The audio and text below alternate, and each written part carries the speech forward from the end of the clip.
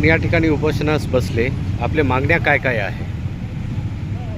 मी भ्रष्टाचार निर्मूलन समितीचा महाराष्ट्र प्रदेश सरचिटणीस आहोत. या नात्याने मी बोलतो आहे. आमचे ज्यांनी समितीचे अध्यक्ष तथा भ्रष्टाचार निर्मूलन समितीचे प्रदेशाध्यक्ष आयन देवकर साहेब यांनी रीतसर प्रस्ताव पाठवला होता आदिवासी आश्रमशाळेसाठी.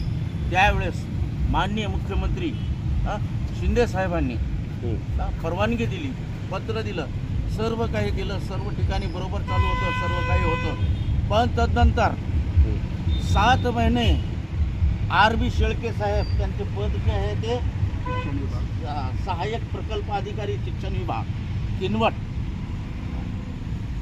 यांनी त्या ठिकाणी लाखो रुपयांची लाच घेऊन ज्या संस्थेचा प्रस्ताव पाठवला होता ती हातगाव तालुक्यामध्ये जांभळा येथे मागणी केलेली होती आम्ही. त्या संस्थेचं वर्ग दुसऱ्या संस्थेत करून आणि त्या संस्थेचे स्थलांतरित केले अर्धापूर तालुक्यामध्ये, ज्या ठिकाणी आदिवासी समाज आजूबाजूला कुठं पण नाही. पण या गावामध्ये 25 ते 30 गावं आदिवासी समाजाचे आहेत आणि त्या गावांचा ट्राव घेतलेला होता.